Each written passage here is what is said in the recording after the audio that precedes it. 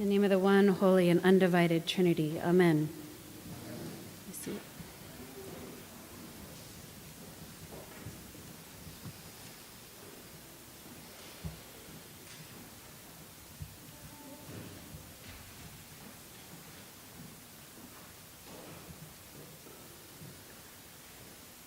Now there was a great wind, so strong that it was splitting mountains and breaking rocks in pieces before the Lord. But the Lord was not in the wind. And after the wind, an earthquake. But the Lord was not in the earthquake. And after the earthquake, a fire. But the Lord was not in the fire.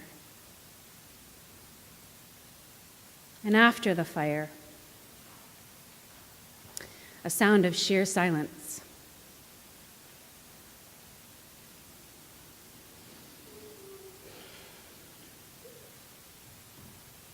In Orlando a week ago, there was a great swell of gunshots, so strong it was splitting people's bodies and breaking walls in pieces before the Lord, but the Lord was not in the gunshots. And after the gunshots, a great sound of police sirens, but the Lord was not in the sirens.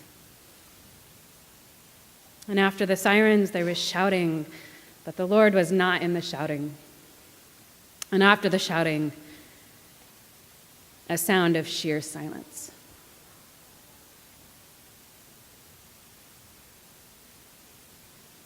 Which is where we remain now, in the aftermath. Sometimes it's hard to tell if God is in the noise or in the silence. Our silence right now, a week out, is filled with death. Where there was life, there is now silence. The houses and the apartments that the victims lived in are silent. Nobody's running the water or opening the fridge. Their offices are silent, and their phones are silent, and their beds are silent. I read an article this week that talked about what it meant to cut down young, the people who would become the gay elders in Orlando. You know, that's one of the things that we mourn about the AIDS epidemic, that our community lost acres upon acres of gay men and trans women. And there aren't elders to teach us how to be now, or how to live, or how to be old. Killing off the elders is one of the sure ways to demoralize a group or a nation. And now we kill ourselves at tremendous rates. And maybe it's because we don't know how to be old. That too is a deep silence.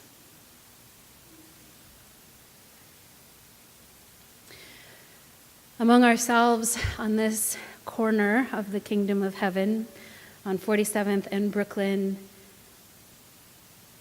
we have a great silence around one man. This week contained a lot of fear and confusion, and for some of us, a very particular targeted terror, keeping us disassociated and sick. And for us at Christ Church, a personal loss of our deacon. We are missing and holding a cantankerous man. Literally, I think there's a physical card, a card-carrying Republican. A man whose children were joking around his sick bed this week when I was there that maybe they should shout into his one good ear that Obama was coming to take his guns away, and that would make him come back to fight another day.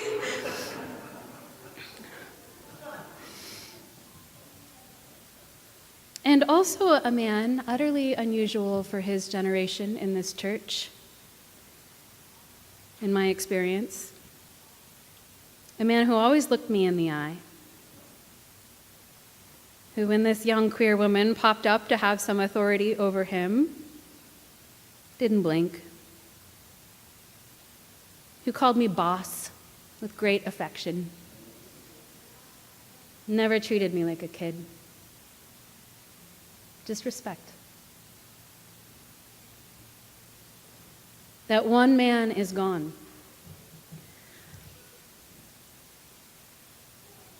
Though his vestments are still hanging in the closet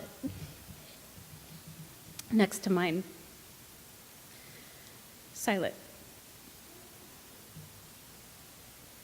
And don't you miss his voice?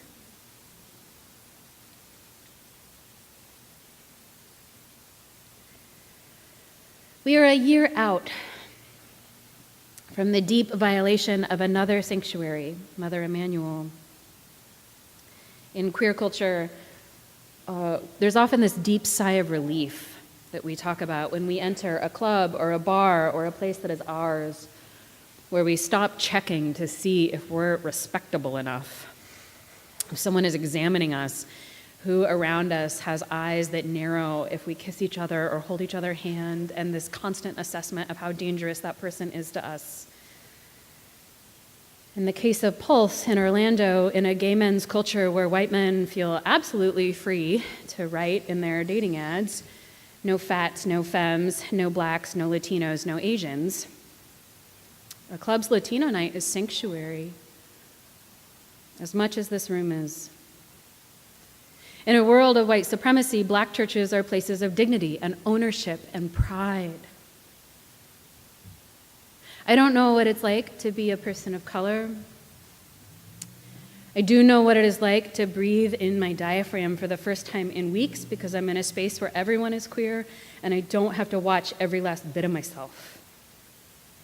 And in particular on a Friday night, that combination of music that makes speech impossible, which is its own kind of silence, and a few drinks, and the relief of slipping into a place that is quiet in my body, that is almost ecstatic and definitely holy. After the noise of this world, the silence of the club is sacred. The silence of not having to explain myself over and over and over again is sacred.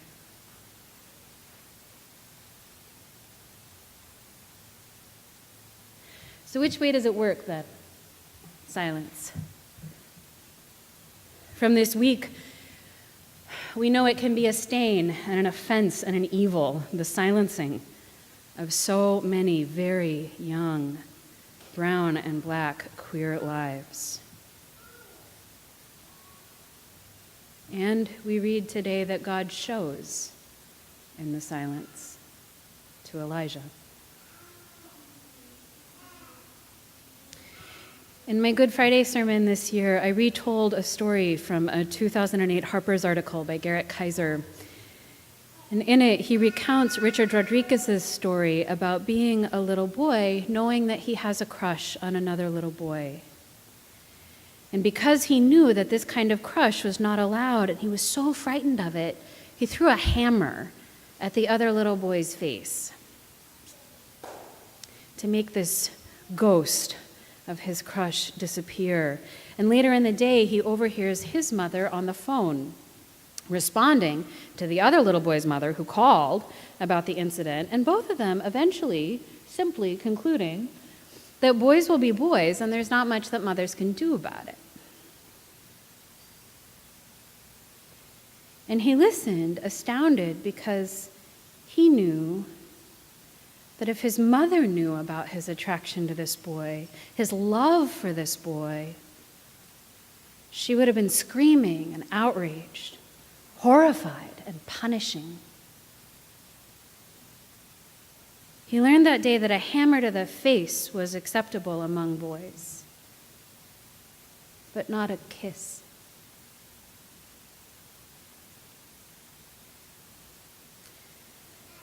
Kaiser goes on to talk about how much harm has to happen before we learn, but how much silence we have to endure before we learn, and how many martyrs have to die before we learn something. He writes, "And wouldn't it be nice, I think, absurdly recalling that old Beach Boys song about two lovers waking up in the kind of world where we belong, if for once, just once, we could achieve redemption without blood. If the empty cross would mean not only the resurrection that gives life, but a vision of life beyond this constant, dismal, stupid need we have for sacrificial lambs. And all because we are less afraid of violence than of love.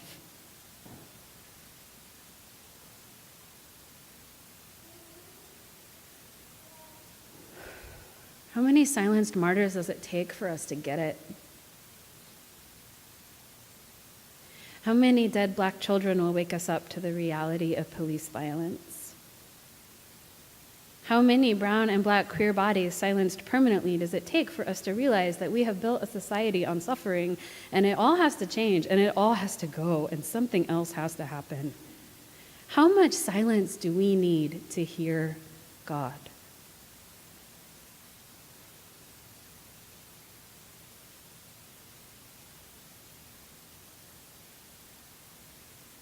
Because we seem to keep requiring it. It doesn't seem to be God's requirement, it seems to be ours, and it is particular. The silence left in Jerry's wake is tremendously sad, but it's not evil. You know, when his body was not able to recover from his surgery, there were, it's nice, sort of every priest in the North End was on rotation for him. And who came and did last rites for him was Stan Fowler. His body had been slowly going downhill for a few days. And Stan came and said the final prayers with the family. His son looked up, and his lines went flat. He waited, and then went. He led a good life in service to God and now rejoices, and we weep. But it's not evil, this loss or this silence. Something has to come after this. It requires us to be able to withstand the silence, though. It requires that we be able to acknowledge the wiping out of human life, that we not shy away and we not explain away, and that we not refuse our own responsibility and culpability. After the silence of after the noise of the demons, and then the silence of his healing, the man begins to talk. I have no pat theological solution to this week. I don't know what needs to be born, screaming out of the ravaged silence of this week, and I don't know what telling is begging to be made real in the wake of it. My only hunch is that if we stay put with the silence, it will be made known. If we are able to stay put with the silence, a way will be made clear. A way that is about this particular gathered community and what God is asking of us right now. So we're going to practice together. We're going to practice now. In your bulletin, and each bulletin is a list of those who were killed in Orlando, and also the names of those who were killed in Charleston last year. And we're going to sit together for a little while, offering up those names, offering up our own silence and theirs.